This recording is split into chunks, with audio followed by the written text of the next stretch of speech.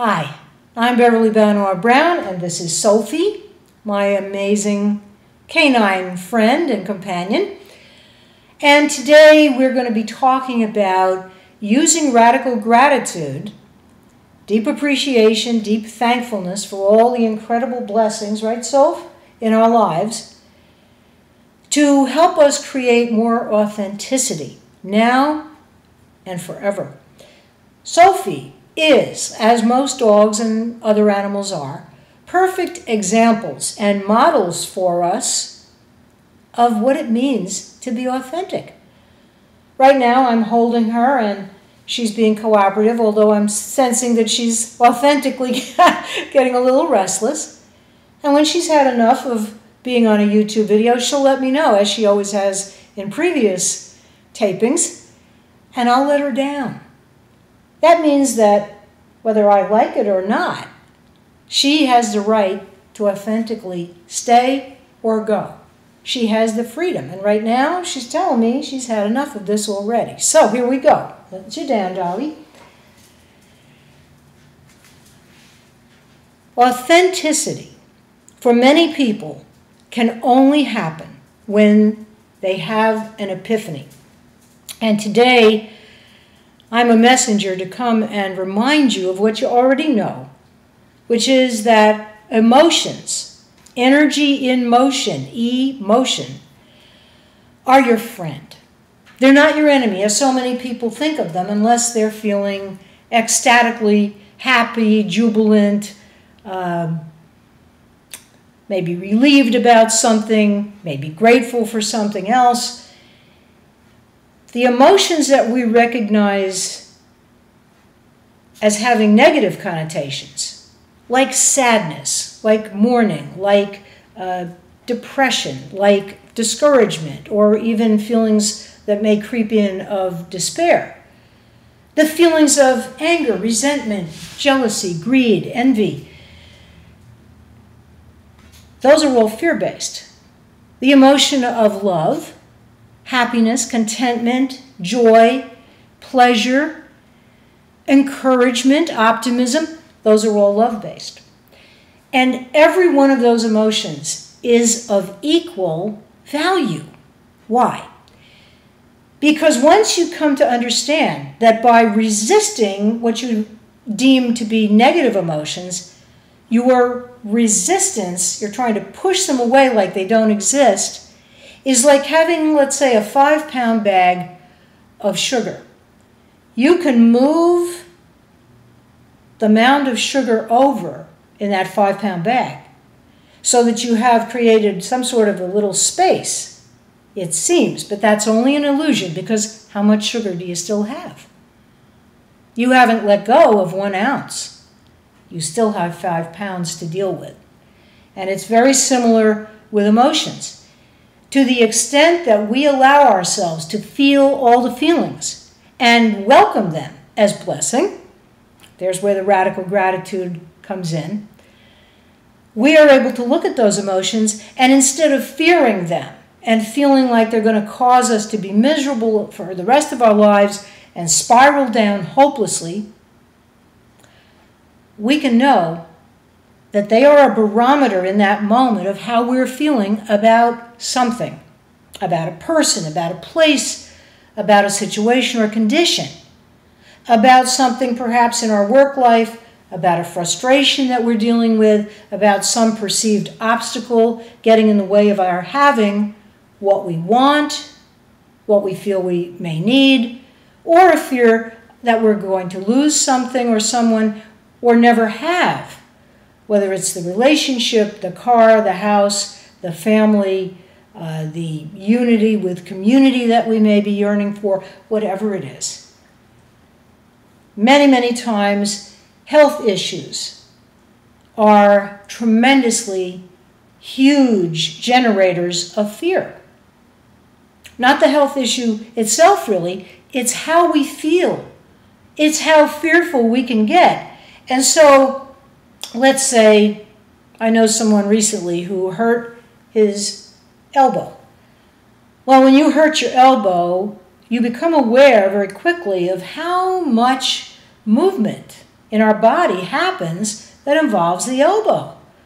Whether it's trying to open up a can or drive a car or take a shower or put on a blouse or lift a dog, a pet, or take care of a baby. Or in my case also, because I'm also an artist, painting a painting. Your elbow is critically important, as is every other part of your body.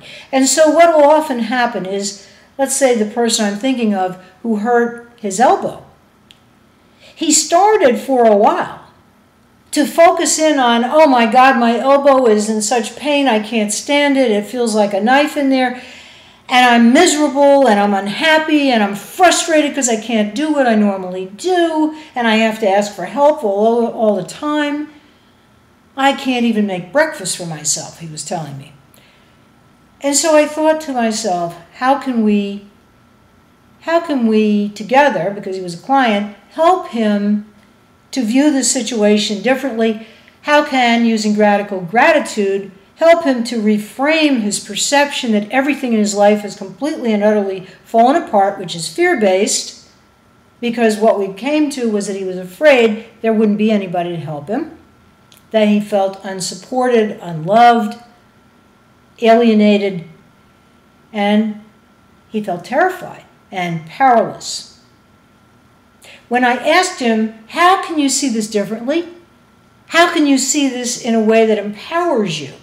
How can this be a blessing and a lesson and an opportunity for you to live your life in a way that brings you much more joy in the present and in the future?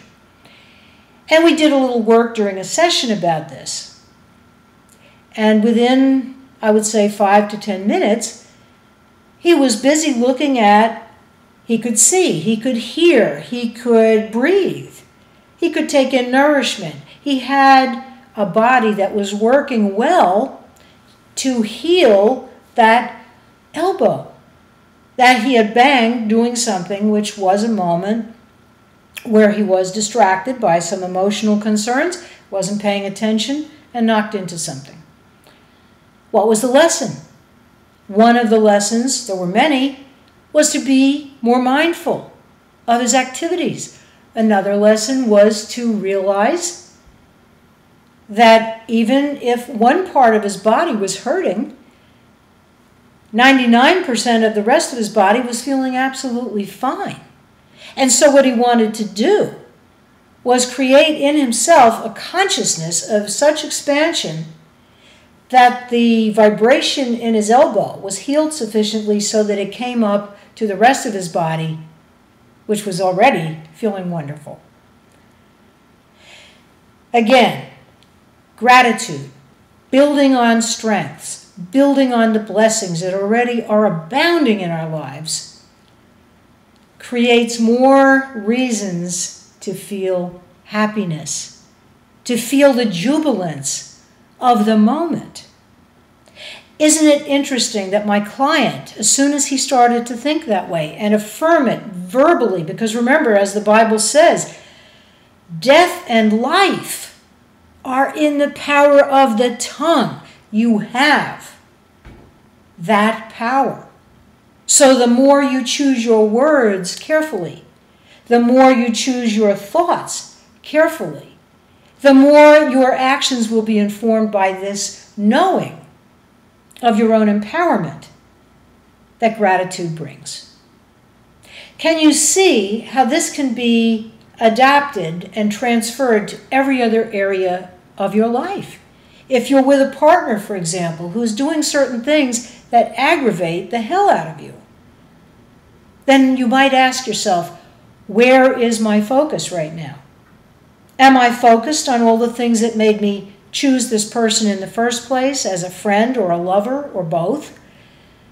Or a family member? Am I choosing to look at all the beautiful aspects of this person's soul essence? Or am I just seeing that he doesn't fold the towel the way I like it when he finishes taking a shower?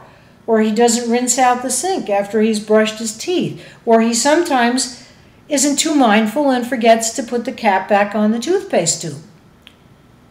Well, you know what? If it bothers you enough, why don't you get another toothpaste tube and use that one on your own, and it won't cost you any more because you're both going to use just as much toothpaste, but you won't have the aggravation.